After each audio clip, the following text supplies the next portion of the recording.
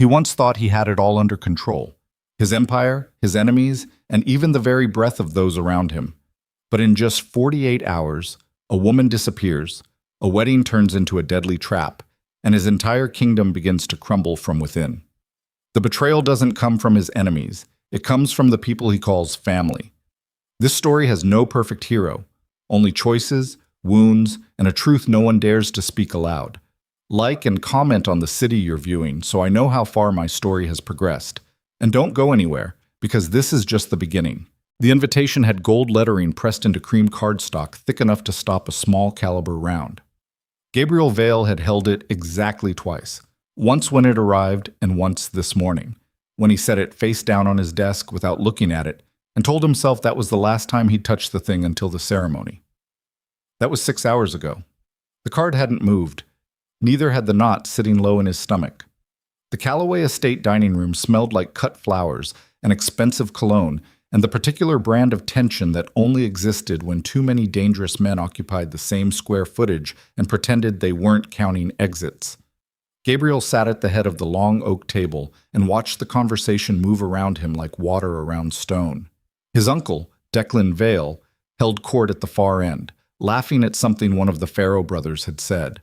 The Pharaohs were the bride's people, old money layered over older blood, with operations stretching from the eastern docks to the pharmaceutical supply chains running through 3 states. The merger made sense on paper. Every man in this room had told Gabriel so. He'd agreed out loud. He'd smiled when it was appropriate to smile. His left thumb pressed against the scar on his right palm and stayed there. Across the room, near the double doors that opened onto the garden terrace, Rowan Hart stood with a leather portfolio pressed against her chest and her phone in her other hand, her attention split between whatever was on the screen and the room itself. She did that constantly, divided herself into pieces and distributed them across every space she occupied so that no matter what happened, some part of her was always watching. Gabriel had hired her 4 years ago because her predecessor had turned out to be a thief and he needed someone fast. She'd been recommended by a man he trusted, shown up in a gray blazer 2 sizes too large, and proceeded to reorganize his entire financial architecture in 11 days without being asked. He hadn't thanked her for that. He wasn't sure he'd ever thanked her for anything. She caught his eye across the room and gave him the small, flat look that meant something required his attention. Not urgent, but soon. He nodded once and turned back to Declan, who was still laughing. His uncle had a laugh that filled rooms. Always had. When Gabriel was 12 and his father was 3 months in the ground, Declan had shown up at the house with a bottle of whiskey he didn't share, and a set of instructions Gabriel would spend the next 20 years following. He'd learned to read men by watching Declan work, learned patience and leverage, and the specific arithmetic of when to absorb a loss and when to make someone else absorb it instead. Declan had built the Vale network before Gabriel was born and handed it over piece by piece as Gabriel proved himself capable of holding each piece without dropping it. Gabriel studied his uncle's profile and felt nothing in particular. That in itself was information. The meeting wrapped without incident. Hands were shaken. The Pharaoh brothers left in matching black SUVs. Declan clapped Gabriel on the shoulder on his way out and said something about the rehearsal dinner, and Gabriel said something back. And then the room was empty except for 2 of his own men posted near the service entrance and Rowan, who had waited without being told to. "What is it?" he said. Not a question. The Mercer account. She opened the portfolio. Someone ran a query on the secondary routing structure this morning. Not a transaction, just a query. Someone wanted to know how it was built. Gabriel looked at the page she held out. The timestamp read 4:47 a.m. From inside? The access credentials were internal. Level 3 clearance. Who has level 3? 6 people. She paused. Including me. He looked at her directly for the first time since she'd flagged him across the room. Her face gave him nothing, which was normal. Rowan's face almost never gave him anything, which was one of the reasons he'd kept her this long. You running queries on your own architecture at 5 in the morning? No. Then narrow it to 5. She closed the portfolio. I already started. I'll have it by tonight. He nodded, and she left without waiting to be dismissed, which she never did. Gabriel stood alone in the dining room with the flower arrangements and the ghost of his uncle's laugh and the card he still hadn't touched. He picked it up now, turned it over, read the date. 4 days.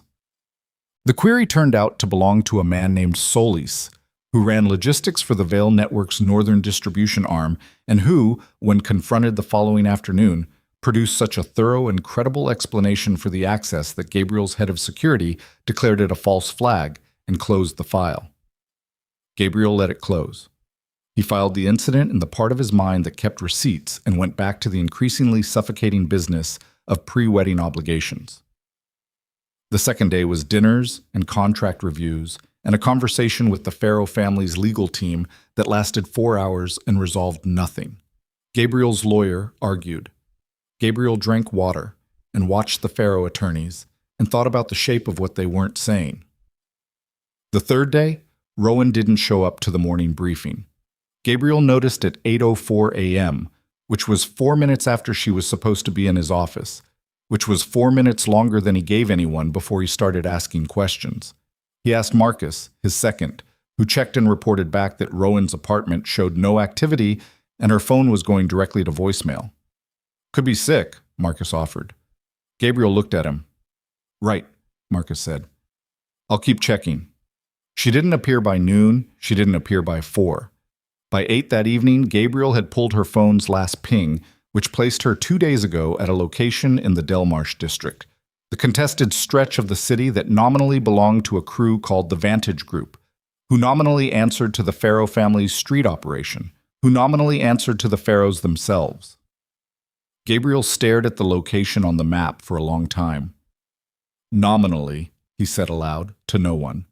He took 2 men and went himself. Delmarsh at 9 in the evening was the kind of place that had stopped pretending to be anything other than what it was. Streetlights missing in calculated intervals, buildings with their ground floors caged in security grates, and their upper floors dark in ways that suggested occupation rather than vacancy. Gabriel's car moved through it without headlights for the last 3 blocks and stopped half a street away from the building the ping had sourced to, a 6-story structure that had probably been a textile warehouse before it became apartments, before it became whatever it was now. He went in with Cord and Vasquez, both of whom he trusted with the kind of specificity that came from watching men work under pressure. The lobby smelled like mold and old cooking oil. The elevator was locked with a padlock through the call button panel. They took the stairs. The ping had been street level, which suggested the ground floor or the building's exterior, but Gabriel had been moving through structures like this long enough to know that street-level pings could bleed from units above, especially in buildings with deteriorating infrastructure. He went up to the second floor on instinct and turned left in the hallway because the right-side units had light coming under the doors and noise behind them, and whoever had Rowan here would not have put her somewhere with neighbors who could hear. The left hallway was dark and smelled like standing water. There were 4 doors, 3 of them sealed with industrial padlocks. The 4th was closed, but the padlock hasp had been broken away from the doorframe recently, the wood still pale and splintered around the screws. Gabriel put his hand flat against the door and stood very still. Nothing from inside. No sound at all. He opened it. The unit was a single room with a bathroom off the back. No furniture. A sleeping bag in the corner that had been used and abandoned. A plastic bag with a torn corner near the window. The window itself was cracked open 2 inches, which was why the floor near it had a thin skin of grit from the street below. The bathroom light was on. A thin yellow strip showed under the door. Gabriel crossed the room and pushed the door open with 2 fingers. She was on the floor with her back against the bathtub and her left hand pressed against her side, and a curved needle threaded with something dark between the fingers of her right. She'd gotten 3 stitches in. There were at least 6 more to go. The wound was on her left flank, below the ribs, and it had bled considerably. The floor around her was testament to that, the grout gone entirely dark. She'd tried to clean it at some point with what appeared to be her own jacket, which lay balled on the tub's edge. Her shirt was cut away. Her face was a mess. Left eye swollen nearly shut, a split at the corner of her mouth that had scabbed and reopened, a bruise spreading from her jaw down her neck. She looked up at him when the door opened. Her right hand didn't move. Neither did her eyes. "You're 4 hours late," she said. Her voice was steady in the particular way that people who were burning with fever sometimes sounded steady, flat and too deliberate, like each word required separate construction. "I didn't know I was coming," Gabriel said. "You were always going to come." She looked back at the wound. "Hand me that." He stepped over her legs and picked up the small bottle on the edge of the tub, rubbing alcohol, almost empty. He handed it to her. She poured what was left into the wound without flinching, which meant she'd already moved past the point where flinching was possible. "How long have you been here?" he said. "Since yesterday morning." He looked at the wound, at the dried blood on the floor, at the pallor underneath the bruising on her face. "Who did this?" She ran the needle through the skin and pulled the stitch closed. Her hand was exactly as steady as it had been. "I need you to listen to something before you decide what to do next." She ran another stitch. "Because once you decide, you won't be able to undecide it." "Rowan, the wedding is a trap." She ran a third stitch. Her breathing had changed, faster now, but she kept her hand flat and even. "The Pharaohs and your uncle have been coordinating for 8 months. The ceremony is the kill window. You walk into that church, and you don't walk out." Gabriel heard the words and felt the room compress slightly, the way spaces did when information rearranged everything within them. He stayed very still and watched her work on the wound and didn't say anything for a long moment. "Show me." "My jacket." She didn't look up. "Inside pocket, there's a drive." He retrieved it, small, matte black, the kind that looked like nothing and held everything. He turned it in his fingers. "That's 8 months of transactions," she said. 43 communication intercepts. The security access codes your uncle fed them. Your codes, Gabriel, the ones that run the estate perimeter. And the shell accounts they set up to absorb the assets once you're gone. She tied off the stitch and finally looked up at him. Her good eye was very dark and very direct. "Solus was the first layer. When I found the query, I pulled the thread. I didn't know where it went until it went too far for them to let me walk." "So they grabbed you." "Delmarsh runs Vantage. Vantage runs a crew that does the Pharaoh's removal work." She said removal with the flatness of someone who had spent 24 hours thinking about what the word meant in practice. "They put me here to wait for someone who was going to make it permanent. He didn't come back after the first night. I don't know why." Gabriel thought he knew why. He'd had 2 men he didn't fully trust running an errand in Delmarsh 2 nights ago and had told himself it was coincidence when they reported finding nothing. He filed that information next to Solus, next to the padlock hasp, next to every other receipt the last 72 hours had been generating. He crouched down to her level. She was gray under the skin, and her eyes were too bright, and the 3 stitches she'd run in the wound were more even than they had any business being. "Can you move?" "I've been moving for the last 2 hours, getting ready." "Ready for what?" "For you to show up." She pressed the back of her hand against her forehead, a brief, involuntary gesture, and then dropped it. "I wasn't going to leave without you having the drive first." "In case." He looked at her for a moment. She held the look without difficulty, which was either strength or fever, or some combination of the two that had collapsed into a single expression. "In case you didn't make it," he finished. She didn't answer that. She reached up and he took her arm and she got her feet under her with the kind of controlled effort that made no noise at all. Standing, she was 3 inches shorter than him and leaning about 15 degrees to the right to keep weight off the wound, and she still somehow managed to look like she was making a deliberate choice about her posture rather than compensating for damage. "We need to move before the second crew comes," she said. "I've been counting intervals. They've been doing checks every 4 hours. We have about 90 minutes.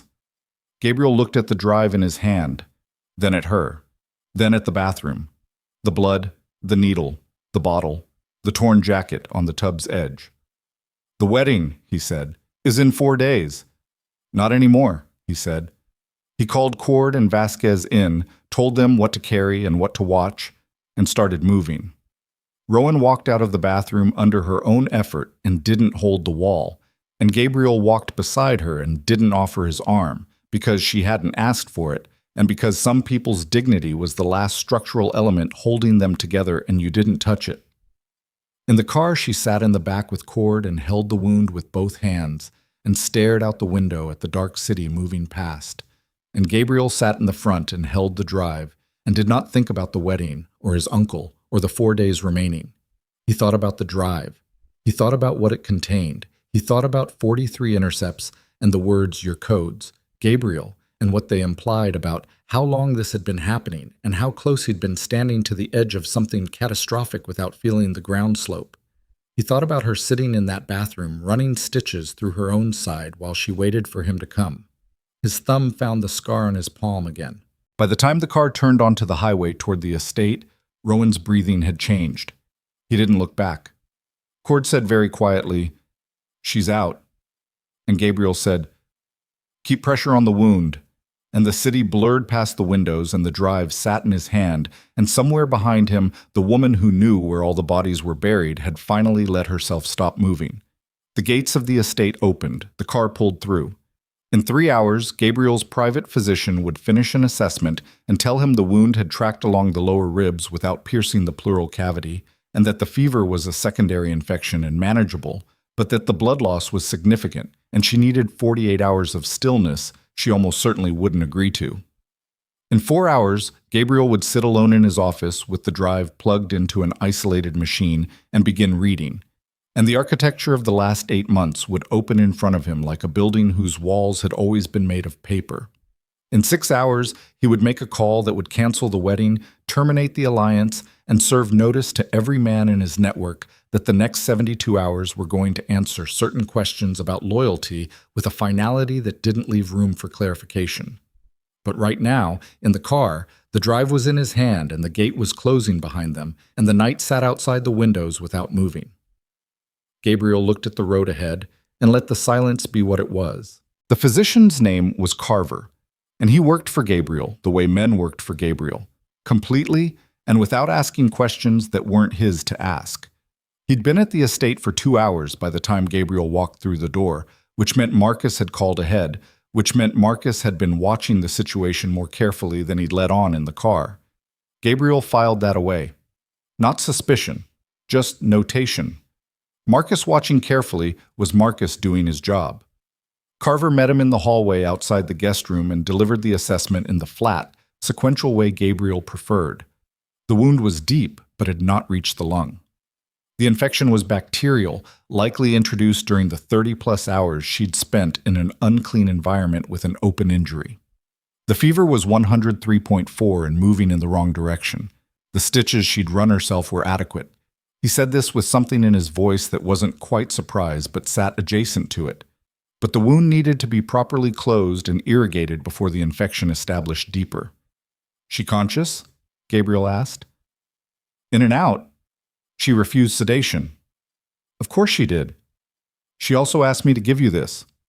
Carver produced a folded piece of paper, hotel stationery, the kind that lived in desk drawers in rooms people passed through. Written on it, in Rowan's handwriting, which was small and very precise and currently less steady than usual, was a sequence of 8 numbers followed by 2 words, "second partition." Gabriel looked at it. "She wrote this while you were treating her." "While I was irrigating the wound, yes." A pause. She didn't make a sound. He left Carver to finish and went to his office. The drive had 2 partitions. He'd found the first during the hours in the car, the transaction records, the communication logs, the shell account architecture laid out in a structure so clean it had clearly been assembled by someone who knew exactly what they were looking at and exactly how it would be used. The second partition was locked. He entered the 8-digit sequence and it opened. What was inside was not what he expected. He'd expected more of the same, more transactions, more intercepts, maybe the communication logs that predated the 8 months he'd already seen. Instead, he found a single folder containing 41 files, all audio, dated, labeled with a shorthand he didn't immediately recognize, 2 letters and a number. He opened the oldest one. His uncle's voice filled the room. Declan was talking to someone Gabriel didn't recognize from the voice alone. A man with a flat mid-Atlantic accent and the habit of completing his sentences with a small upward inflection, as though everything he said was also a question. They were talking about the Vale Network's northern distribution arm, about the specific vulnerability in the routing infrastructure that would allow an outside party to assume control of the financial channels without triggering the automated failsafes. About the timeline for doing so, the date on the file was 14 months ago. Gabriel sat very still and let it play. Then he opened the next one, then the next. He worked through them in order, building the sequence. The first contact, the first negotiated terms, the specific moment, file 17, 11 months ago, when his uncle agreed to provide Gabriel's personal access credentials to the Pharaoh organization in exchange for a controlling stake in the consolidated empire that would exist after Gabriel was gone. The phrase his uncle used was after the transition. He used it the way other men used after the surgery or after the move, with the mild impatience of a man discussing a logistical inconvenience that simply needed to be gotten through. Gabriel listened to all 41 files. It took 3 hours. The coffee Marcus brought him at some point went cold on the desk. Outside the windows, the sky moved from black to the particular deep blue that preceded dawn. When the last file ended, he sat in the silence and breathed and looked at the wall. He'd known, in the abstract way that men who lived inside machinery knew when something in the machinery was wrong, that the wedding had produced a specific friction he couldn't locate. He'd attributed it to the natural resistance of two powerful organizations attempting to merge. He'd attributed it to his own control instincts firing against the process of ceding any operational authority to the Pharaoh structure. He'd attributed it to a dozen reasonable sources and had kept moving because the deal made sense, and Declan had told him it made sense, and he had spent 20 years learning to trust Declan's read on things. 14 months. The planning had started before Gabriel had even agreed to the engagement. He pressed both palms flat against the desk and stayed that way for a moment. Then he picked up his phone and called Marcus. "Get me Solis," he said. "Not a request." All right. Solis arrived at the estate 40 minutes later, looking like a man who had not slept and had not expected to be summoned, and was running a rapid internal calculation about what that combination meant. He was 43, thick-set, with the kind of deliberate stillness that men developed when they'd spent years trying not to call attention to themselves. He sat in the chair across from Gabriel's desk and kept his hands visible on his knees, which was either instinct or performance. Gabriel set the drive on the desk between them and watched Solis look at it. "Level 3 access," Gabriel said. 4:47 in the morning. What were you looking for?" Solis was quiet for a moment. "Information about the routing architecture." "I know what you queried. I'm asking what you were looking for." Another pause.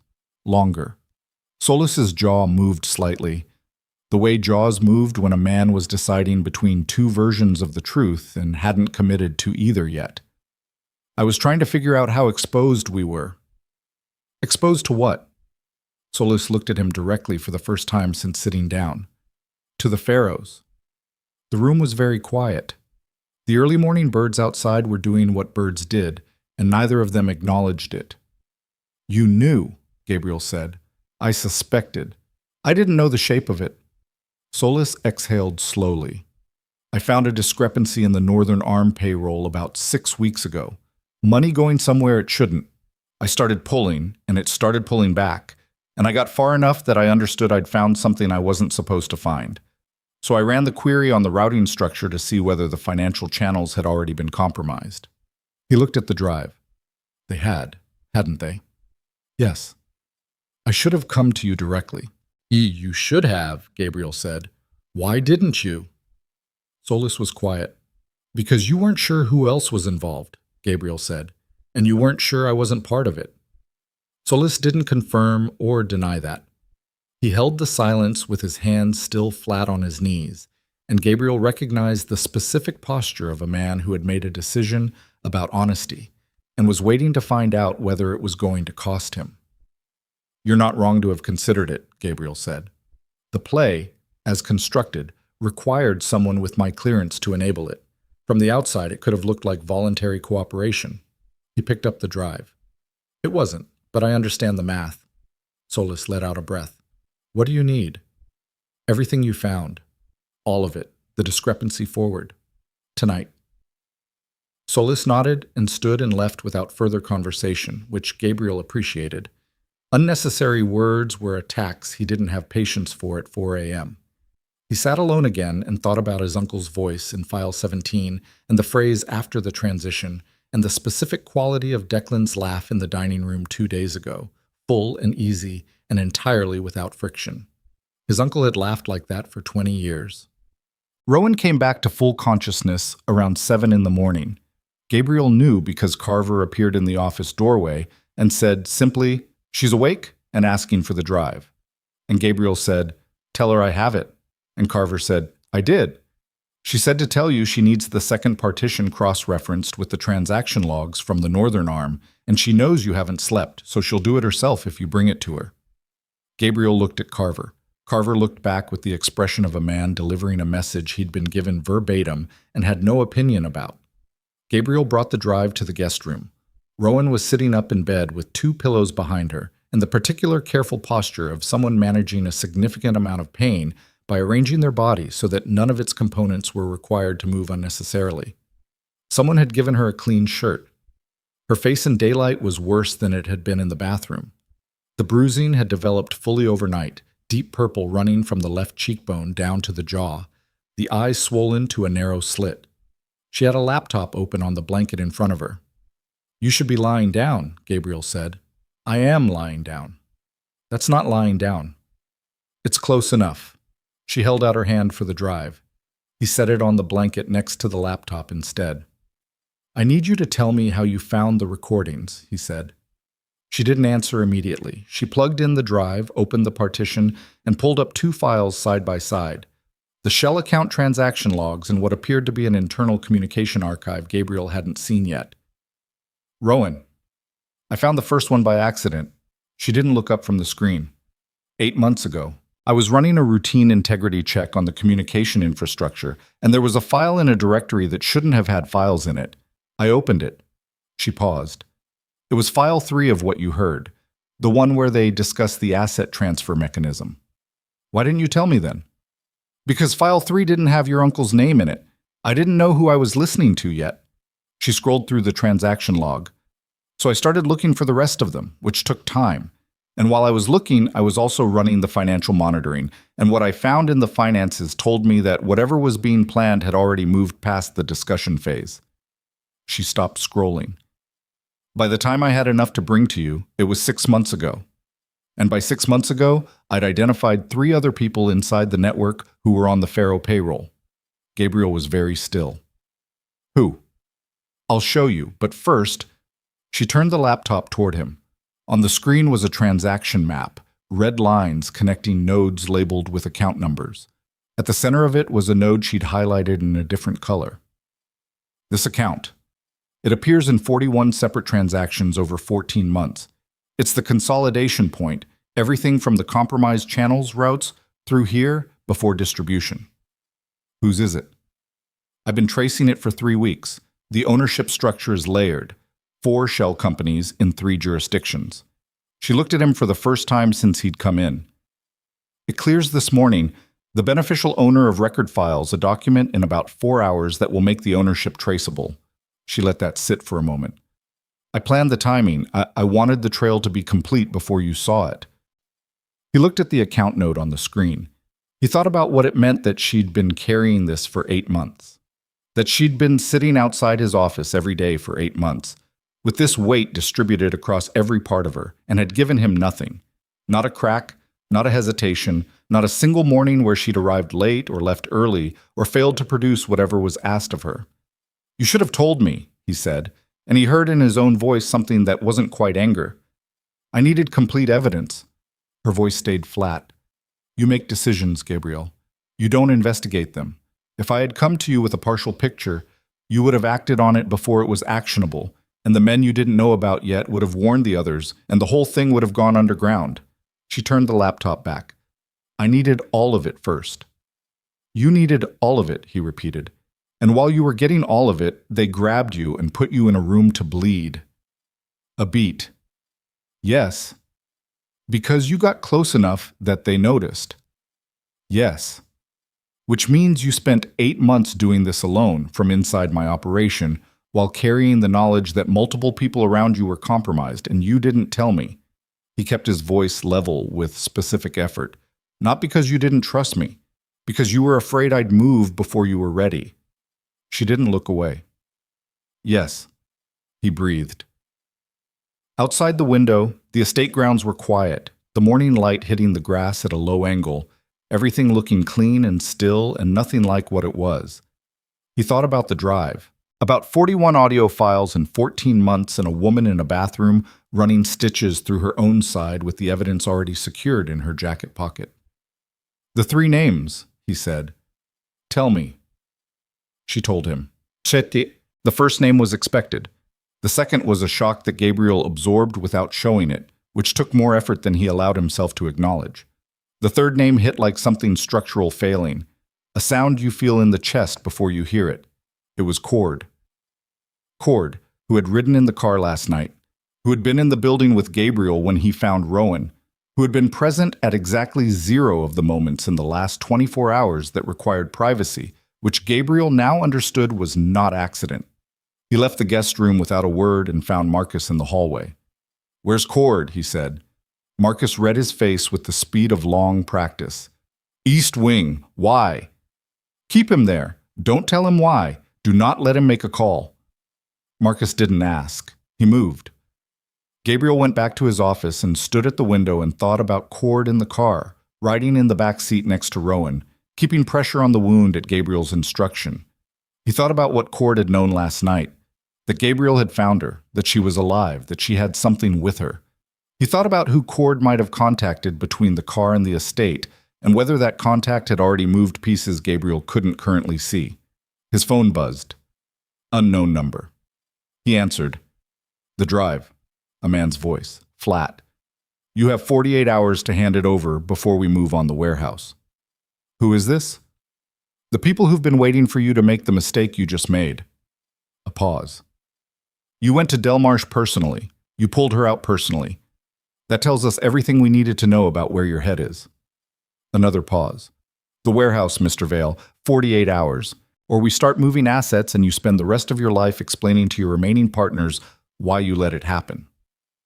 The line went dead. Gabriel held the phone in his hand and stood at the window. The warehouse. The city docks, 3 miles south. The Vale Network's primary storage facility for the northern distribution arm. The one that, according to what he'd spent the last 3 hours reading, had been quietly being positioned as the consolidation point for the asset transfer once the takeover was complete. 48 hours. He turned from the window. The morning light was full now, pressing against the glass, making everything visible that the night had been content to leave obscured. Down the hall, Rowan was cross-referencing financial records from a hospital bed with a fever she hadn't broken yet. In the East Wing, Cord was being kept in place by a man who didn't know why. In a building somewhere in the city, his uncle was waking up to a morning he believed was proceeding exactly as designed. Gabriel thought about File 17 again, the phrase after the transition, the mild impatience in Declan Vale's voice, as though the removal of his own nephew was a scheduling matter. He picked up his phone and called Declan. It rang 4 times. His uncle answered with warmth in his voice, the same warmth that had always been there, textured and easy and entirely convincing. "Gabriel, early morning for you." "The wedding's off," Gabriel said. "Call the Pharaohs and tell them." Silence. 3 seconds of it. The specific silence of a man deciding how to receive information he did not expect. "That's a significant decision," Declan said finally. His voice had changed by a fraction, just a fraction. "Yes," Gabriel said. "It is." He ended the call. He stood in the quiet office with the drive on the desk and the laptop open to the transaction map and the knowledge, complete now, traceable, 41 files and 14 months' worth, of exactly what was coming and exactly who was bringing it and exactly how little time remained before the warehouse became something neither side could walk back from. The 48-hour window wasn't a negotiation. It was a countdown.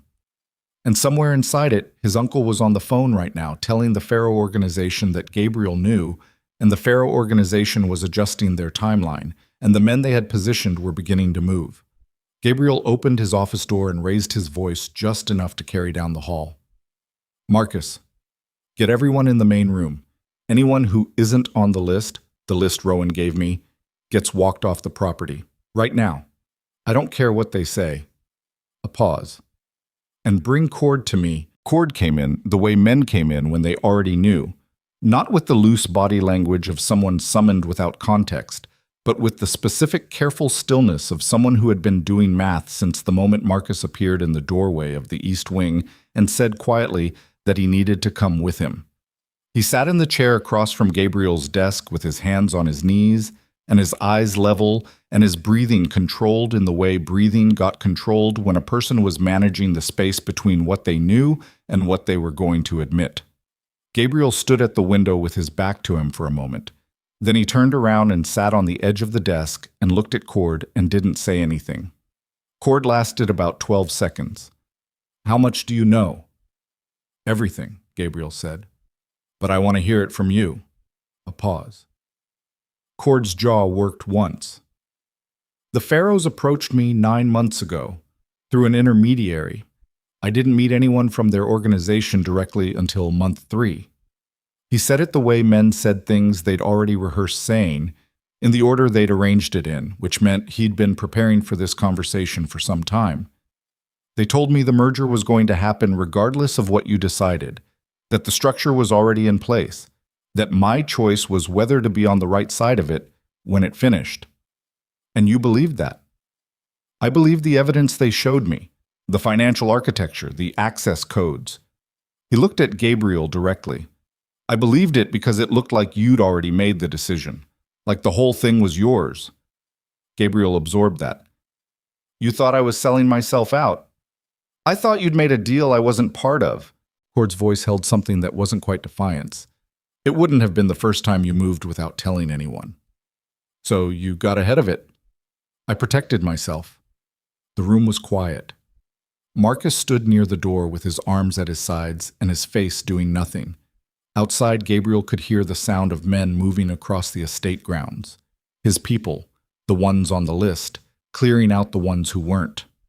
Doors, footsteps, the muffled shape of an argument that got brief and then stopped. Last night, Gabriel said, in the car, you were sitting next to her. Cord's expression shifted by a fraction. Yes. Did you contact anyone between the car and the estate? A pause that lasted exactly 1 second too long. No. Gabriel looked at him. Try again. Another pause.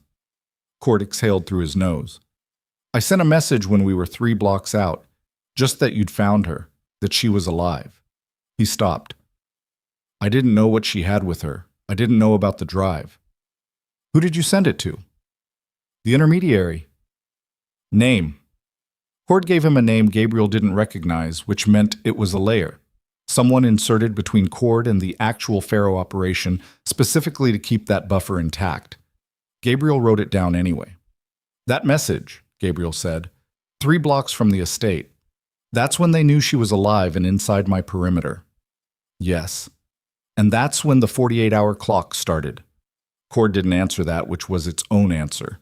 Gabriel stood up from the desk. He moved to the window again and looked out at the grounds and breathed and thought about the arithmetic. The call he'd received had come approximately 2 hours after they'd arrived at the estate. 2 hours for the Pharaoh organization to receive Cord's message, assess it, escalate it to whatever level of their hierarchy made decisions of that magnitude, and determine that the warehouse play needed to be accelerated. 2 hours was fast. Fast meant they had people already positioned, already waiting for a trigger. The warehouse, Gabriel said, still looking out the window. What do you know about the warehouse? Behind him, Cord said nothing. Gabriel turned around. Cord. They didn't tell me specifics about the dock operation. A pause. But I heard things from the intermediary, the timeline they were working toward. What timeline? Cord looked at his hands. The original plan was to move on the warehouse the night after the wedding, while the transition was happening. He said transition with a flatness that suggested he was aware of how the word sounded and had decided that precision mattered more than distance right now. But if the wedding's off, if you've pulled the evidence and you've canceled the alliance. He looked up. They move early. The warehouse is the anchor point. If they control it before you can secure it, The financial transfer executes automatically. It's been wired into the routing architecture for 6 months. Gabriel stared at him. Rowan told me about the routing compromise. She didn't mention an automatic execution trigger. She might not have found it yet. Cord's voice was careful. It was buried deep, below the transaction architecture, in the settlement layer. Gabriel was already moving toward the door. The guest room. Rowan looked up from the laptop when he came in and read his face the way she read everything. Fast, complete, without commentary on the reading itself. Settlement layer, he said. The routing compromise. Is there an automatic execution trigger? She turned back to the laptop immediately. Her fingers moved across the keys with a speed that didn't match the fact that she was running a fever and had been stabbed less than 36 hours ago. Gabriel stood at the foot of the bed and watched her work and breathed and did not tell her to slow down. 40 seconds. 60. She stopped. Yes, she said. The word came out flat and airless. It's... Yes. She turned the laptop toward him. The screen showed a line of code nested inside the settlement layer architecture, small and clean and almost invisible against the surrounding structure. It's a dead man trigger. If the main transaction channels don't receive a specific authorization code every 72 hours, the automatic execution fires. It routes everything: the financial assets, the security infrastructure access, the distribution network control, directly to the consolidation account. When was the last authorization sent? Her face told him before she said it. 51 hours ago? 21 hours remaining. Gabriel looked at the code on the screen and understood with the particular cold clarity that came at the intersection of exhaustion and emergency that this was not a complication inside the existing problem. This was the actual problem. Everything else, the wedding, the audio files, the shell accounts, had been architecture built around this single mechanism. The entire scheme only needed one thing: for Gabriel to be unable to send the authorization code at the 72-hour mark. And there were 2 ways to achieve that. The first was the original plan: a wedding, a kill window, Gabriel dead before the deadline. The second was what they'd shifted to when the original plan fractured: keep him occupied, keep him reactive. The 48-hour phone call wasn't a threat about the warehouse.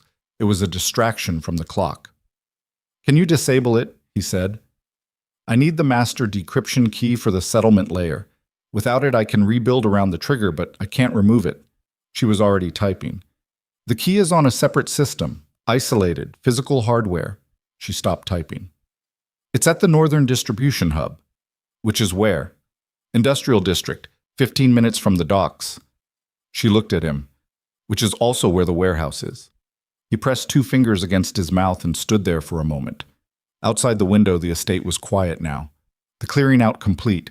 The property contracted to the people who'd been vetted by a woman who'd been quietly vetting everyone for 8 months while she bled in the background. If I send the authorization code from here, he said, buys us another 72 hours. You can't. She said it without inflection. The authorization requires biometric confirmation from the system's registered administrator. The registered administrator for the settlement layer is... She stopped. Who? She turned the laptop back toward herself, typed something, looked at the screen for a moment. Then she looked at him, and something in her expression was different. Not the flat professional containment she usually wore, but something that moved underneath it, something that recognized it was about to deliver a blow and had no way to cushion it. The registered administrator is your uncle, she said. He had himself added to the settlement layer architecture 8 months ago. I missed it. It was embedded in a routine infrastructure update, and She stopped. I missed it. The room was very quiet. He's the only one who can send the authorization, she said, or it has to be overridden from the physical hardware at the Northern Hub, in person. She closed her eyes for 1 second, opened them. I missed it. Gabriel, I'm sorry. He had never heard her say that before, not in 4 years. He had no framework for it. He turned and left the room. But he went to the room where they'd put Cord, and he opened the door and he stood in the doorway and looked at Cord sitting in the chair where Marcus had left him. And he thought about what he was about to do and decided he could afford to think about it for exactly as long as it took to close the door behind him. He closed the door. The settlement layer administrator, Gabriel said. Did you know? Cord looked at him. Something in Cord's face shifted. Not guilt, which Gabriel might have been able to use, but something worse. Resignation. The specific expression of a man who had just heard the last piece fall into place and understood that the structure was complete and that he was on the wrong side of it. I knew there was a failsafe, Cord said. I didn't know the specifics. But you knew the wedding mattered to the timeline, not as a kill window, as a deadline. A pause. I knew the whole plan depended on you being unable to respond within a specific window. He looked at the floor. I told myself that meant the assassination. I didn't think past that. You didn't want to think past it. Cord said nothing. Gabriel crossed the room in 4 steps and took Cord by the collar and pulled him out of the chair. Not with anger.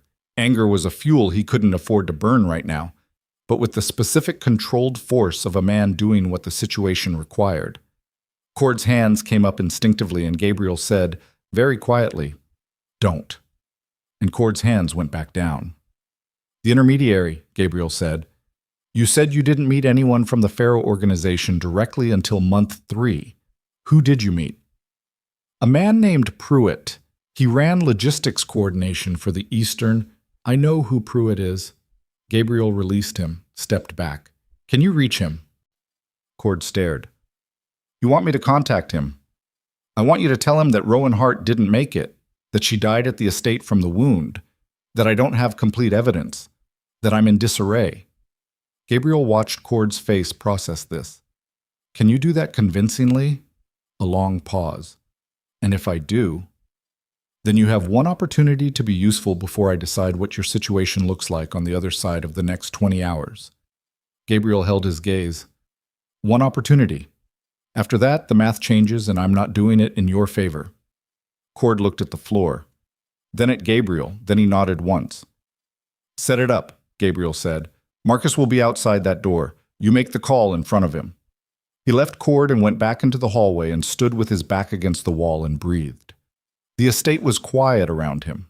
His phone had 11 missed calls, 6 from the Pharaoh organization's public liaison number, 3 from numbers he didn't recognize, 2 from the wedding coordinator whose problems had become spectacularly irrelevant. He silenced it. Marcus appeared. Cord's contact, you want me in there? Yes, he's going to send a message. You monitor every word. Gabriel pushed off the wall. Then I need a vehicle and 2 men who aren't on anyone's secondary list. People we've had longer than 14 months. Marcus thought about it. Reyes and Park, both 12-year tenure.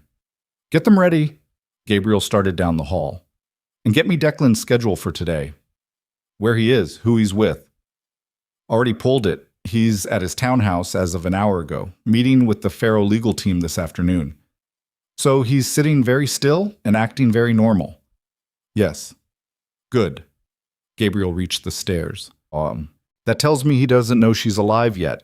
Cord's message only went to Pruitt. Pruitt is a layer down from Declan. The chain hasn't completed. So we have a window. Small one. Gabriel started down the stairs. The northern hub. I need to know who's stationed there. Full personnel roster. Last 48 hours. Marcus was already on his phone. Bust up. The problem with the northern hub, which Gabriel understood fully by the time Rowan had transmitted the building schematic to his phone, and he'd looked at it twice, was not its security. He'd built the security himself, 4 years ago, when the hub had been established as the primary redundancy point for the distribution network. He knew every entrance and every camera position and every personnel rotation. He could walk into that building in his sleep. The problem was that someone else knew all of that too, because he'd built it in consultation with 2 people. His head of infrastructure, who was now on a list of the compromised, and his uncle, who had personally approved the final security design and who had, Gabriel understood this now, in the full cold architecture of it, ensured that the hub's security structure included a specific back access point that didn't appear on any of the official schematics, and that routed through the building's eastern service corridor directly to the server room where the physical hardware lived. A back door, built into his own facility by his own uncle, 14 months before the plan formally began. He called Rowan. The eastern service corridor at the hub, he said. Is it on the schematic you sent? A pause. No, it exists. My uncle had it built, which means if the Pharaoh organization already has people in position at the hub, they're already inside, she said. The fever was in her voice, not in the shaking way, but in the flattened, over-controlled way. They've been inside waiting. Gabriel stopped walking. He was in the estate's equipment garage, Reyes and Park waiting near a black SUV, Marcus just off his shoulder. The fluorescent light overhead hummed at a frequency that matched something in his skull. He thought about the timeline. 21 hours to the automatic execution trigger, 15 minutes from the estate to the hub. A building he knew better than anyone except his uncle, who had made sure it contained a room Gabriel didn't know about. The authorization code, he said. If I get to the physical hardware, can you walk me through the override remotely? Yes, but Gabriel. A pause. If they're already inside the building, they know the override is the only remaining option. They'll be waiting for exactly that approach. I know. Which means walking in there. I know, he said again, not cutting her off, just completing the sentence she was building toward, because he'd already completed it himself and was past the point of needing to hear it. He looked at Reyes and Park and at the SUV and at the garage doors and thought about his uncle in his townhouse sitting very still and acting very normal while the clock ran down on a mechanism he'd buried in the settlement layer of Gabriel's own financial architecture. He thought about Rowan's voice. I missed it. Gabriel, I'm sorry. She had held this for 8 months, had assembled 41 audio files and 14 months of transaction records, and had missed one line of code nested in a routine EU infrastructure update. And the one thing she'd missed was the thing the entire scheme had been built around. And she had looked at him and said, I'm sorry, with more weight in 2 words than most people managed in full confessions. He thought about that. Then he thought about 21 hours and a dead man trigger and a back door in his own building and the specific arithmetic of what happened to the entire Vale network if he reached the 21st hour without reaching the hardware. He opened the passenger door of the SUV. Marcus, he said, stay here. Keep cord contained. Keep Rowan's location locked. No outbound communication from the estate that I haven't approved. He looked at Marcus directly. If Declan calls, answer it. Be normal. You don't know anything. Marcus nodded. No questions. Gabriel got in the vehicle. Sir, Reyes said from the driver's seat. He was 40, former military, with the kind of face that hadn't moved much since about 2009. Location, Northern Hub, Industrial District. Gabriel closed the door. Take the river route. Slower, but it keeps us off the cameras on Mercer Street. He paused. And Reyes, there are going to be people inside the building who aren't ours. I need you to understand what that means before we arrive. Reyes looked at him in the mirror. Understood, sir? The garage door opened.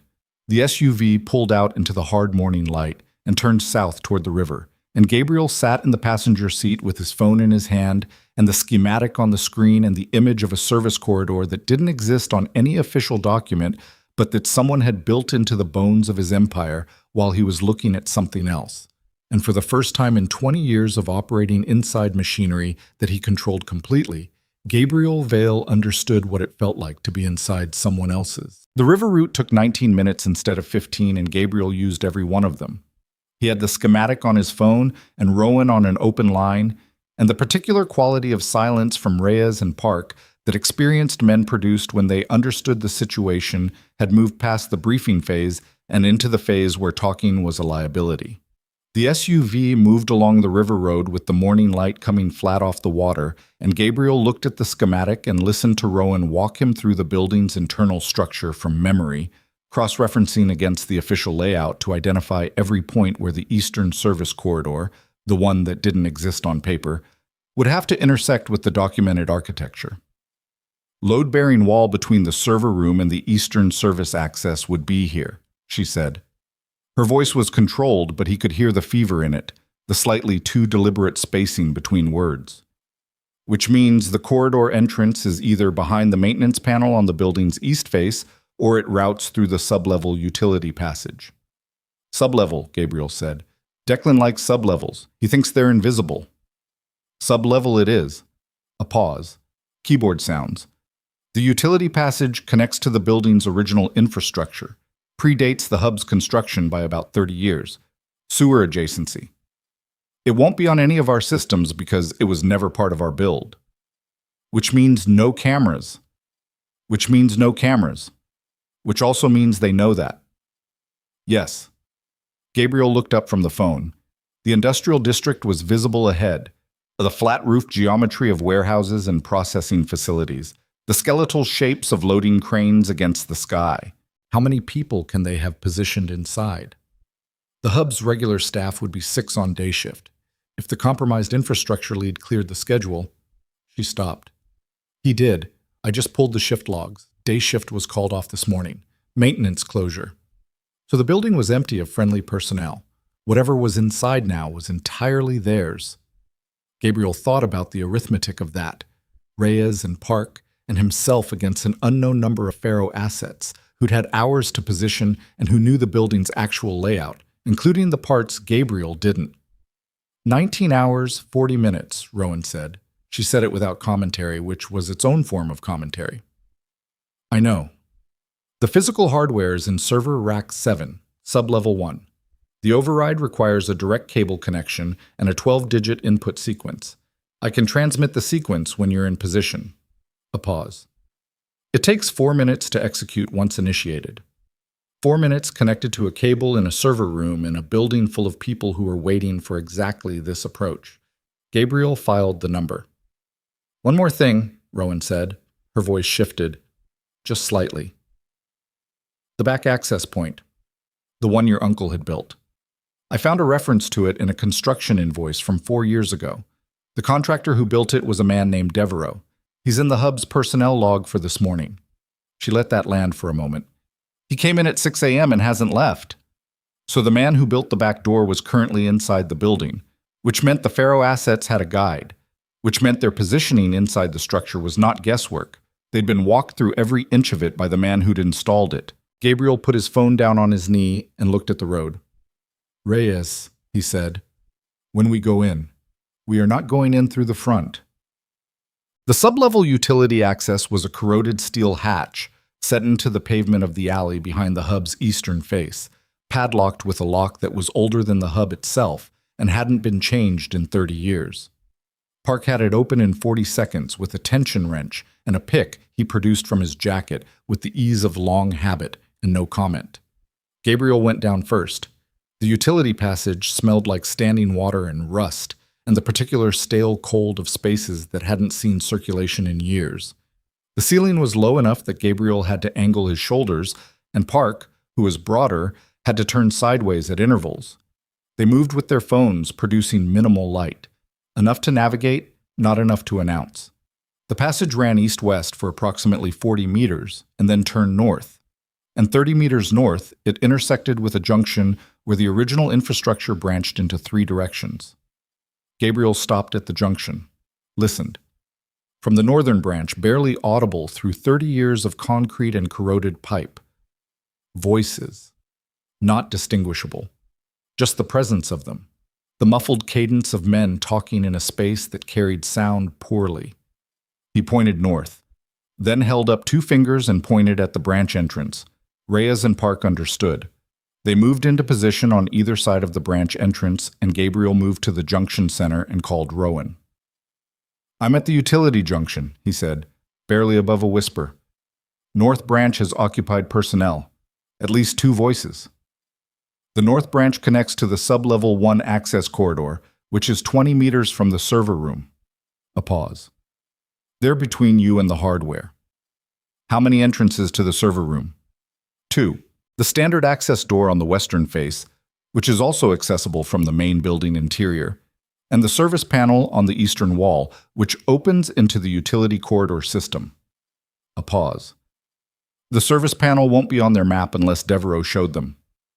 Did Devereaux build the service panel? No. It predates the hub by 15 years. Gabriel looked at the northern branch entrance, looked at Reyes. Other route to the server room's eastern service panel. Rowan was quiet for 3 seconds. The east junction, behind you. Take the eastern branch 40 meters, then there's a vertical access shaft, ladder, 12 feet, that opens into the sub-level mechanical room. The mechanical room shares a wall with the server room. The service panel is accessible from inside the mechanical room through a utility interface port. A beat. It's a tight fit. How tight? 40 centimeters. Gabriel looked at Park, who was the broader of the two. Reyes comes with me. Park, northern branch. You're not going in. You're making noise. He held Park's eyes until he was certain the instruction was received. Enough to convince them something is coming from the north. Then you pull back and wait. Park nodded once. The eastern branch was 43 meters, not 40, and the vertical shaft was 15 feet, and the ladder had 2 rungs missing. Gabriel felt the absence of the first one with his boot, and adjusted before his weight transferred, and felt the absence of the second one the hard way, his arm taking the full load for 1 lurching second before his boot found the next solid rung below. The impact traveled up through his shoulder, and he kept moving. The mechanical room was low-ceilinged and occupied by 2 large HVAC units that hadn't been serviced recently. The utility interface port was in the eastern wall, a panel approximately 40 centimeters square, secured with 4 screws standard head. Gabriel looked at it and then at his phone and said very quietly, "I'm at the interface port." 40 centimeters, Rowan confirmed. "You'll need to go in at an angle, right shoulder first. The service panel release is on the inside face of the wall cavity, left side as you enter. It's a lever, not a button. And on the other side of the panel, server room. Rack 7 is 4 meters from the panel entry point, directly ahead. What's the room's current status? I can't see inside. The camera system for the sublevel went offline 40 minutes ago. A pause that had something in it. They cut the feeds, which means they know the server room is the target and they're managing their visibility inside it. Managing visibility meant they'd positioned people in the server room itself and didn't want a record of it. Gabriel looked at the interface port and thought about the 4-minute execution window and the 19 hours and 11 minutes remaining on a clock that didn't care about any of the complications between now and then. He heard it from the northern branch below. Park. Doing what he'd been told. A single loud collision of something metal against pipe, followed by footsteps, followed by silence. Then another collision, further away, pulling toward the north junction. Movement in the mechanical room wall. Transmitted through the concrete, barely perceptible, but present. Someone in the server room, repositioning toward the sound. Gabriel removed the interface port panel in 11 seconds, stripped the screws, set the panel down without letting it touch the floor loudly, and went in right shoulder first.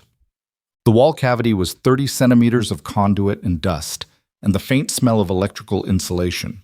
He moved through it in the dark with one hand tracking the interior wall face, found the lever with his left hand, and pressed it. The service panel on the far side disengaged.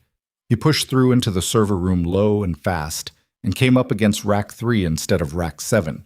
The room was longer than the schematic had suggested, or he'd entered at an angle. The server racks ran in parallel rows, floor to ceiling, blue indicator lights blinking in the near dark. The room was cold the way server rooms were always cold, the HVAC running a constant low current of refrigerated air that made the sweat on the back of his neck immediate and uncomfortable. 2 men. He registered them in the first second, one near the western access door and one at rack position 5, both oriented toward the northern wall where the sound from the utility passage was still faintly audible. They were armed and they were professionals. The way they held their positions rather than crowding together told Gabriel that much. They'd been trained to hold a spread. He had about 2 seconds before the one at Rack 5 completed his visual sweep and rotated far enough to pick up the service panel opening. He took the one at Rack 5 first because Rack 5 was between him and Rack 7 and leaving someone armed at his back while he worked. A 4-minute cable connection was a calculation that didn't resolve in his favor. 3 steps, fast and quiet on the cold floor, and he hit the man with the full controlled impact of someone who had decided the math required it. Elbow first into the base of the skull, weight following through. The man going down and not coming back up in the next several minutes. The sound was small in the refrigerated air. The one at the western door had already turned by the time Gabriel came around Rack 5. He had his weapon up and he was good. His first shot was close enough that Gabriel felt the displaced air and the casing hit the server rack to his right with a small bright sound.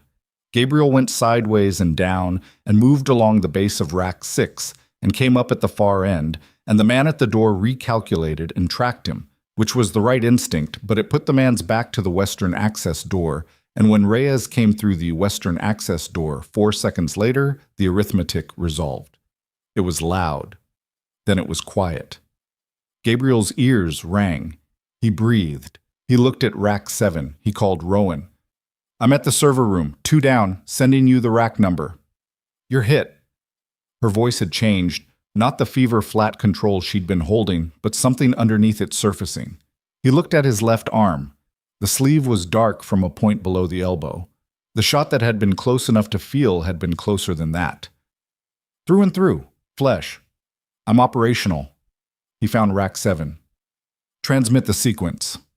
A pause. Half a second, the length of a breath being held and released. "Transmitting." The 12-digit sequence arrived on his phone. Gabriel took the cable from the rack's interface port, connected it to the handheld module Rowan had loaded onto a device he'd taken from the estate's equipment room, and entered the sequence manually. His left hand was slower than it should have been. He entered each digit and checked it against the screen before moving to the next one. 12 digits, 11 seconds. He hit execute. 19 hours, 4 minutes, Rowan said. 4-minute execution window starting now. The device screen showed a progress indicator.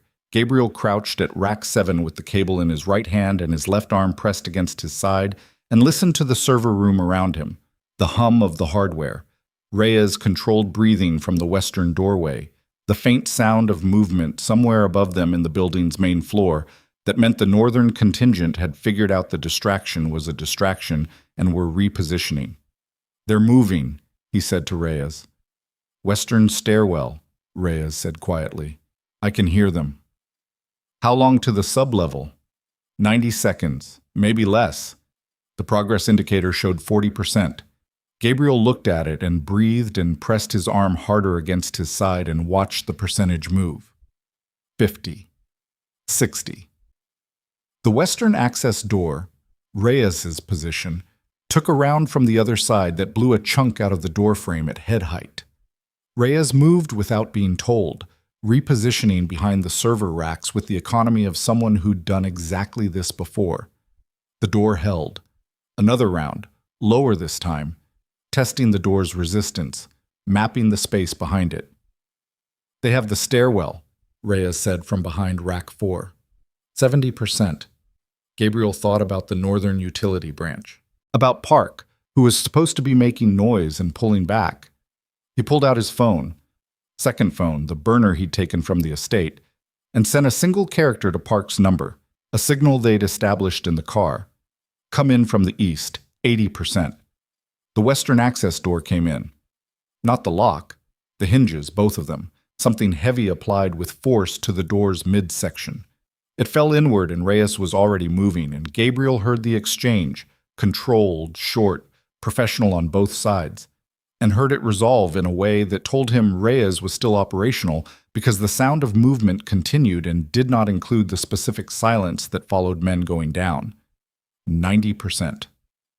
A man came around the end of rack 6.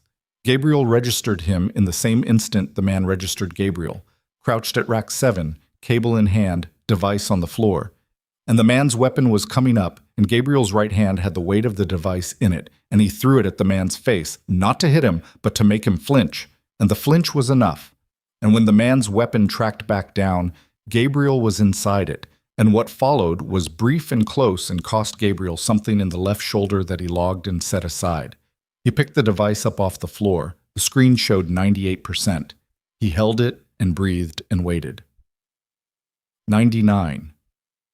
The room was very loud around him. Reyes and Park coming in now from the East Service panel, and the remaining Pharaoh assets working the room with the specific controlled aggression of men who had received a signal that the timeline was critical and had switched from containment to termination. A rack to Gabriel's left took rounds that punched through the housing and threw sparks from the hardware inside, blue and white and immediate in the cold, dark air. 100%. "Override complete," Rowan said in his ear. Her voice was steady. He didn't know how. "The automatic execution trigger is neutralized. The settlement layer is clean. A pause. Gabriel? I hear you. Get out of the building. He looked at the device in his hand, at the cable, at the server room around him, the fallen door, the sparking rack, the sound of Park and Reyes finishing the geometry of the space in the hard professional way that ended things. His left arm was wrong in 2 places now, and his shoulder was going to be a problem in approximately 20 minutes when the adrenaline finished its work and the actual accounting began. He stood up, pulled the cable, pocketed the device. Remaining personnel, he said to Reyes, who appeared from behind rack 4 with a cut above his eyebrow and otherwise intact. 3 down. 1 withdrew toward the stairwell. Reyes looked at Gabriel's arm. His face did nothing about it, which Gabriel appreciated. Park is covering the east. The one who withdrew. Gabriel moved toward the western door. He reports back to someone. Yes. Which means in about 10 minutes, whoever is running this operation from above the Faro Street level is going to know the hub failed. Gabriel stepped over the fallen door. That changes their timeline. How much? Gabriel thought about his uncle in his townhouse, about the Faro legal team arriving this afternoon for a meeting with a man who now knew, or would know within 10 minutes, that the dead man trigger had been neutralized, and that Gabriel was not only alive, but had secured the override. About what that knowledge would do to the next move of a man who had spent 14 months engineering a plan that was now coming apart at every structural point simultaneously. He climbed the stairwell with Reyes behind him and Park falling in from the east corridor and the cold hub air around them giving way to the warmer, thicker air of the building's ground floor. And he thought about his uncle's voice in File 17 and the phrase after the transition and the patience of a man who had waited 14 months for a window that was now closing. Declan Vale was not a man who accepted the closing of windows quietly. He was a man who, when one approach failed, applied pressure to the next available point. And the next available point, the only remaining leverage in a plan that had lost its financial mechanism and its kill window and its inside asset, was not a warehouse or a server room or a settlement layer. Gabriel's phone rang as he stepped into the hub's main floor. Marcus. He answered it and heard Marcus's voice, which was controlled in the particular way it got controlled when the situation had changed while Gabriel was unavailable, and Marcus was managing the gap between what he knew and what he was supposed to project. He came here, Marcus said. Your uncle. He's at the estate gate right now with 4 men, and he's asking to come in. A pause. He says he needs to speak with Rowan Hart. Gabriel stopped walking. The hub's main floor was empty around him. The day shift cleared, the security cameras dark, morning light coming through the high windows in long, flat columns that illuminated the dust the firefight had raised from the floor below. Reyes and Park stopped when Gabriel stopped and held their positions without being told. He knows she's alive, Gabriel said. He knows something, Marcus said. He's not... A pause. The sound of something in the background, a voice Gabriel couldn't make out. He says, if you don't let him in, he makes a call. He says, you'll know what the call means. Gabriel knew what the call meant. It meant the Faro Street operation, the part that ran the removal crews, the part that had put Rowan in a room in Delmarsh with a wound and left her to be finished by someone who hadn't come back. That operation was still active, still positioned. The hub had been one arm of the plan. The street crew was another, and it was the one Gabriel had not yet reached. His uncle was standing at the gate of his own estate, using the woman inside it as a lever, with the clock neutralized and the financial mechanism gone, and nothing left to work with except the oldest and most direct form of pressure. Gabriel looked at the morning light on the dusty floor. He looked at his left arm.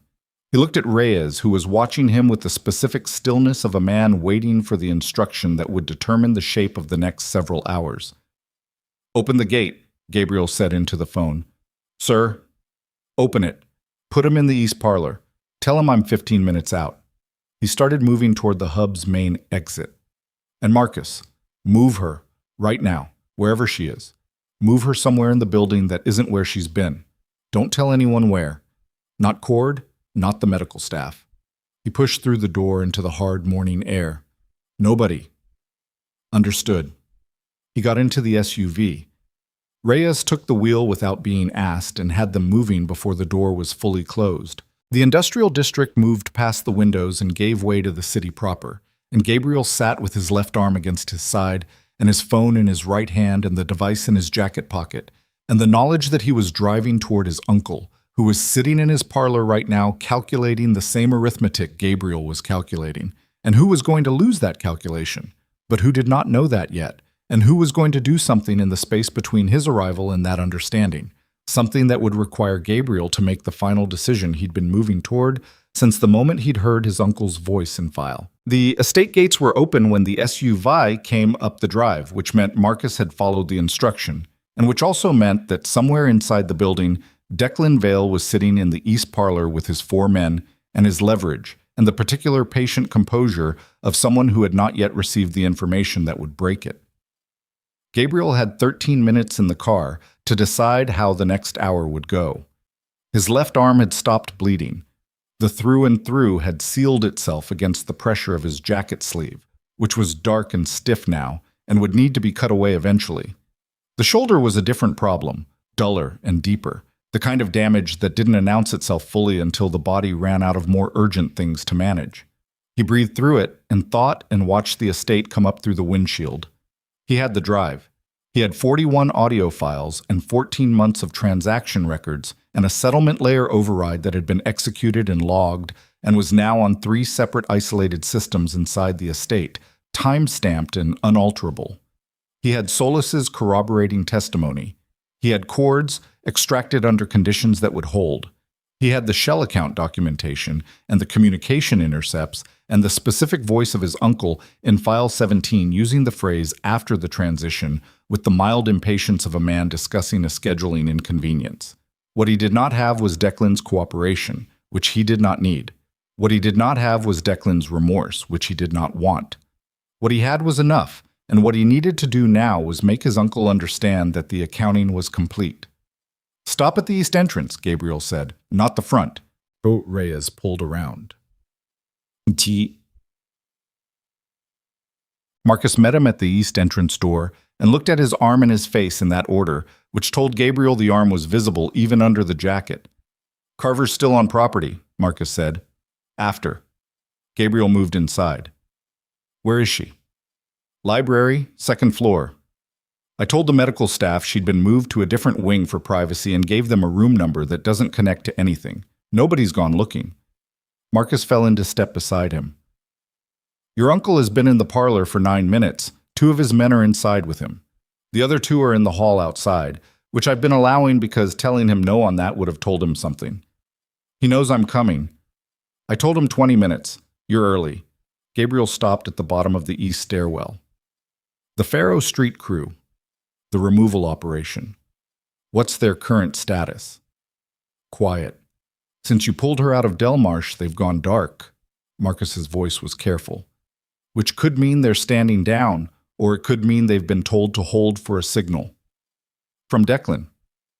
"That would be my read." Gabriel looked at the stairs.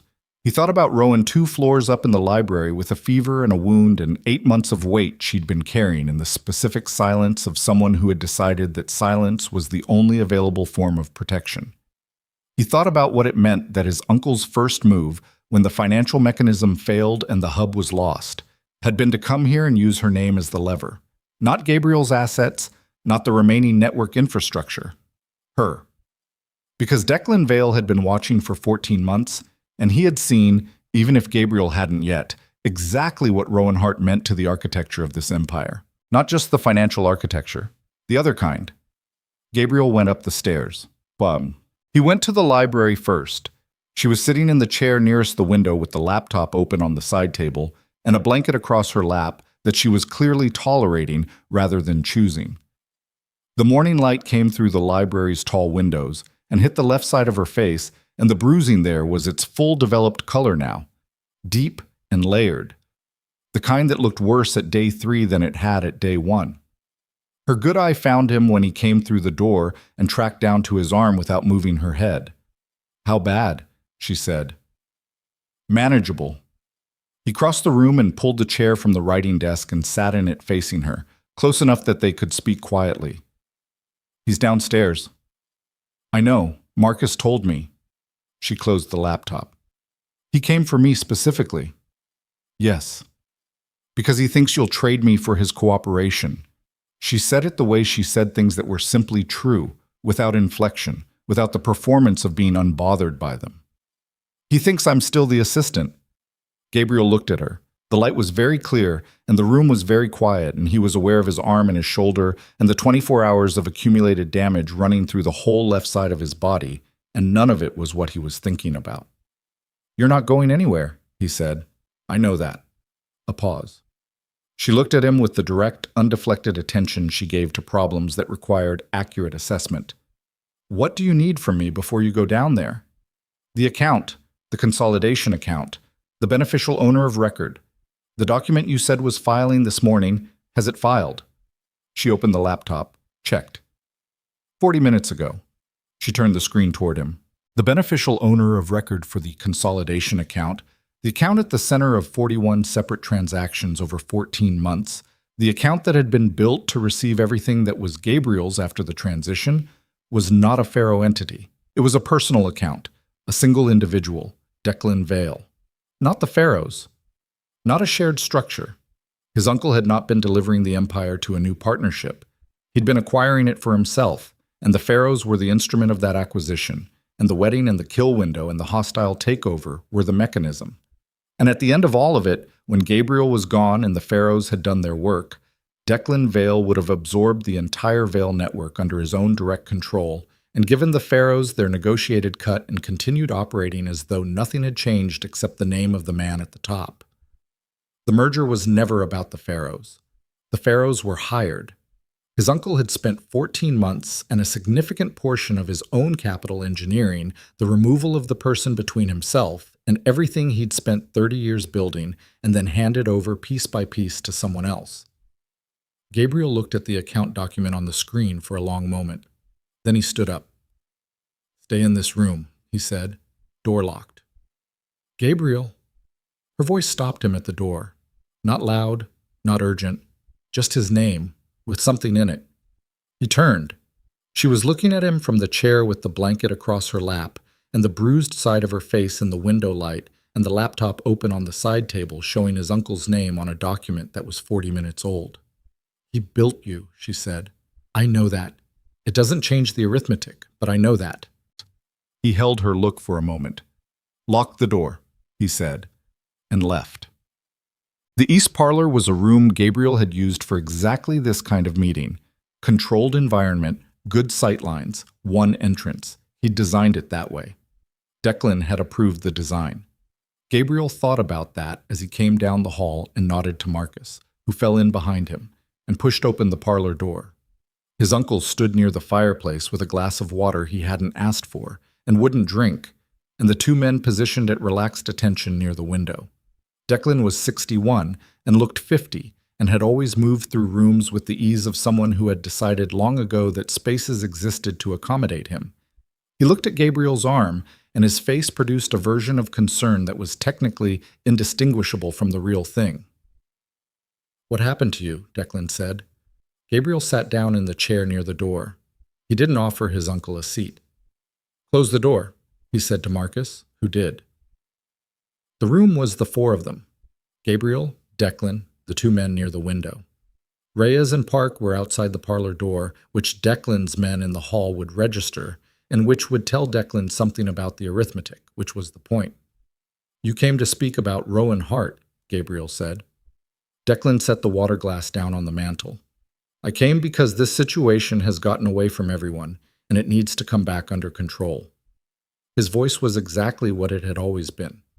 Measured and authoritative and layered with the specific warmth of a man who had learned to make management sound like care. The Pharaoh Alliance is still salvageable. What happened this morning at the hub? That's a setback, not a terminus. If we... Stop. Gabriel said it quietly, not sharply, just with the flatness of a man closing a door. Declan stopped. The consolidation account, Gabriel said. Beneficial owner filed 40 minutes ago. He watched his uncle's face. He watched the fraction of change that moved across it. Not guilt, not fear. Something more specific. The expression of a man recalculating. Not a Pharaoh entity, personal account. Your name. The room was very still. You weren't delivering the empire to a merger, Gabriel said. You were taking it. The pharaohs were the mechanism, the wedding was the instrument, and I was the… what did you call it? He reached into his jacket, pulled out his phone, opened the audio file, set it on the side table between them. His uncle's voice filled the room. After the transition, the slight impatience, the mild management of a logistical inconvenience. Declan looked at the phone. His face had settled into something Gabriel had never seen on it before.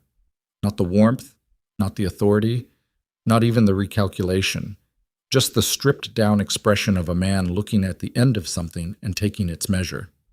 You missed it, Declan said. His voice was still level. For 8 months you missed it. One woman found it because she was looking in directions you never thought to look. He picked up the water glass again. What does that tell you about what you've built? It tells me I built something worth taking, Gabriel said. It tells me you agreed. It tells you that you trusted people more than systems. Declan's voice had shifted, something harder underneath the level surface.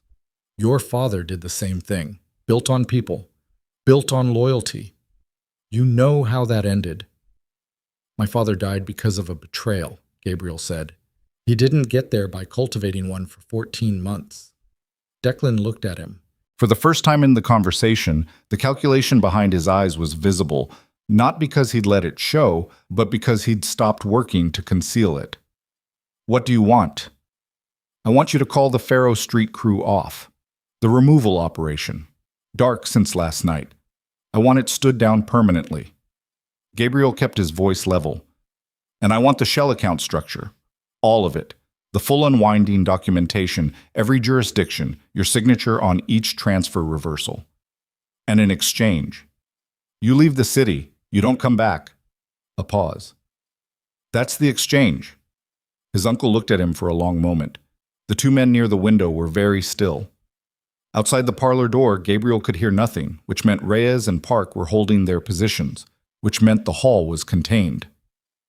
You'd let me walk, Declan said. There was something in his voice that wasn't quite disbelief. After all of it. I'm not letting you do anything, Gabriel said. I'm telling you what happens next. You make the calls and sign the documents and you leave. Or the 41 audio files and the transaction records and the settlement layer documentation and Solis's testimony and Cord's testimony go to every organization that has a standing interest in what you tried to do here, and you don't leave the city in any condition to go anywhere. He looked at his uncle directly. You built me to understand leverage. You taught me how it worked. So you understand that I'm not giving you a choice. I'm giving you a version of what happens next that you can live with. The room was quiet for a long time. Declan set the water glass down again, carefully, on the mantel, and stood with his hand still resting on it and his eyes on the middle distance. Gabriel watched him and didn't move.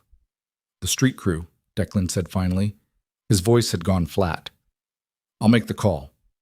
Now, in this room. His uncle looked at him with something that wasn't anger and wasn't grief and wasn't the warmth he'd been producing for decades. It was something more basic than any of those things.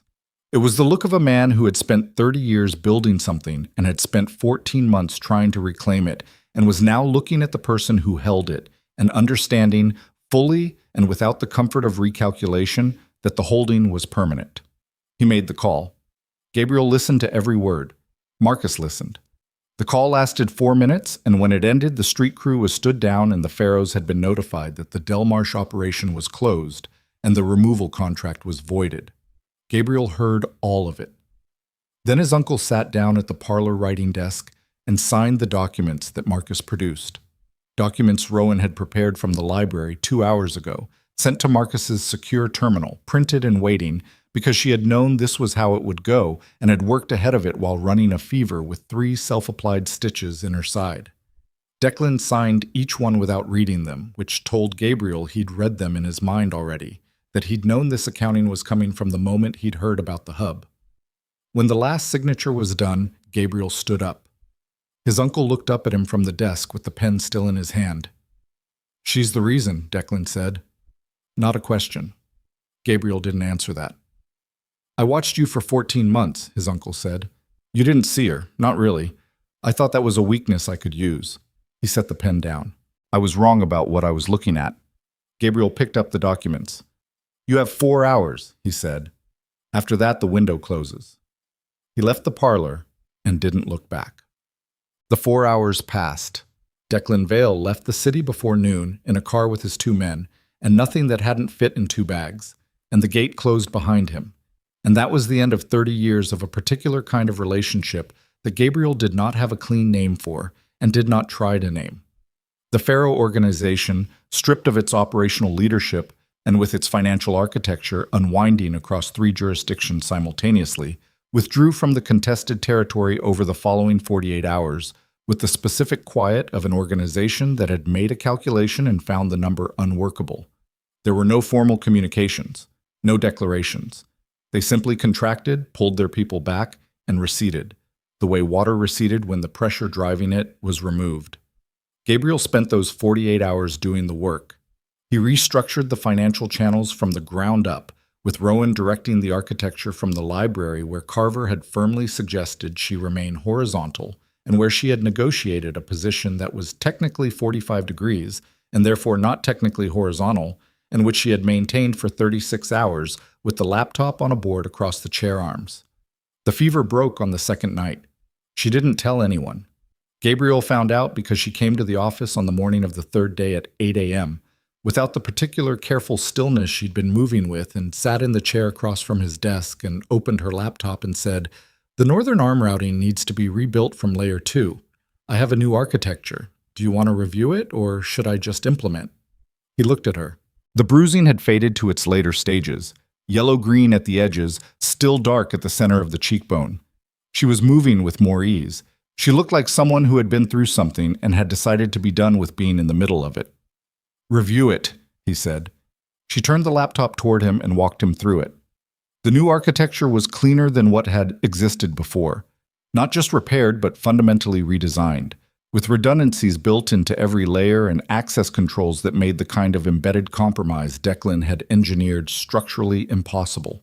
She'd built it while she was supposed to be recovering. She'd built it instead of resting, and Gabriel understood this and did not tell her she should have rested, because telling Rowan Hart what she should have done was a category of conversation that produced a specific flat look and no change in behavior. "The settlement layer," he said. "Clean, override logged, and time-stamped. The automatic execution trigger has been removed entirely. I rebuilt the settlement architecture without it. No dead man mechanisms anywhere in the system." She paused. "I should have caught the one Declan embedded." "You caught everything else." "That one mattered." He looked at her. "The one you missed didn't execute. Everything you caught prevented it from mattering." He held her look. "I'm not doing the accounting on what you missed. Not when the ledger looks like it does." She held the look for a moment, then dropped it to the laptop. Not dismissively, just the way she processed things, by moving to the next item. "Solis is clean. His information was corroborating and his cooperation was voluntary. I'd recommend formalizing his role in the network restructure." "Already done." "Cord. Gone." Gabriel kept his voice neutral. "He cooperated because the alternative was worse. That's not the same as reliable. He's out of the network with an understanding of what happens if he finds another Pruitt to talk to." She nodded once. "The Faro Street crew?" "The Del Marsh operation." Stood down and dispersed. 3 of the crew's principals relocated out of the city within 72 hours of the call Declan made. The remaining ones aren't operational without organizational backing. He paused. "They're not a threat." "Okay." She typed something, closed the laptop, looked at him with the direct, undeflected attention. "Then it's done." He sat with that for a moment. Outside the office windows, the estate was quiet in the way it was quiet when it was actually quiet. Not the loaded stillness of a perimeter under pressure, but the ordinary stillness of a morning with no active emergencies. Birds, the wind through the grounds, the distant sound of the gate mechanism running its scheduled check. 8 months, está demasiado, he said. She didn't respond because she knew it wasn't a question yet. "You sat outside that door for 8 months with 41 audio files and 14 months of transaction records and the knowledge that multiple people in this building were compromised. You came to every briefing. You ran every financial cycle. You produced everything that was asked of you. He kept his voice level and careful. While your mother was sick, while you were living on what I was paying you, which I'm now aware was not enough for what you were doing. He stopped. I didn't know about your mother. A pause. Something moved in her expression, not pain exactly, more like the specific quality of a person encountering a subject they'd decided wasn't available for discussion and finding it in front of them anyway. It wasn't relevant to the work. No, but it was relevant to you. He looked at her directly. You were managing a hostile takeover of my empire from inside my own operation while caring for a sick parent on a salary that didn't reflect what you actually were. He held the look. That's not a thing I'm going to let stand uncorrected. She looked at him with the flat, even attention. What does corrected look like? The financial restructure, the new architecture you just walked me through.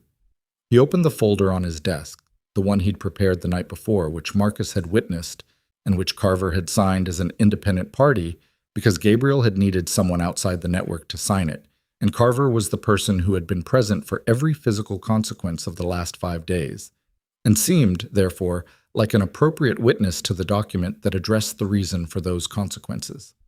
He pushed it across the desk. You're not the assistant anymore. You haven't been the assistant for probably 3 years. This makes it formal. She looked at the folder without opening it. What is it? Partnership structure, operational co-authority over the financial and network infrastructure, equity position in the Vale network, retroactive to 3 years ago.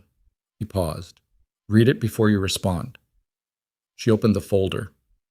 Read it. He watched her read it, the careful sequential way she processed documents. Nothing skimmed, nothing assumed. She turned the last page and was quiet for a moment. The retroactive equity, she said, 3 years. Oh, that's a significant... I know what it is.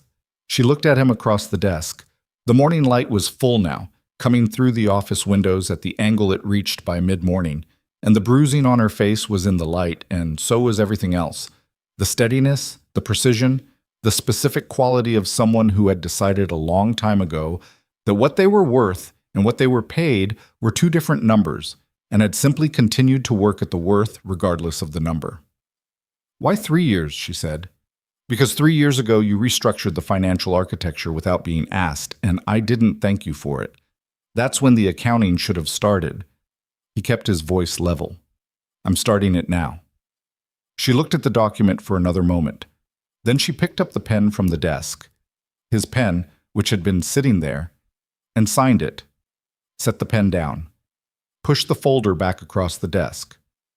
The Northern Arm routing, she said. If you've reviewed the new architecture and you want to implement, I can have the first layer live by end of day. Gabriel looked at the signed document, then at her. Implement it, he said. She nodded and opened the laptop and went back to work. The weeks after that were the work. Not the emergency kind.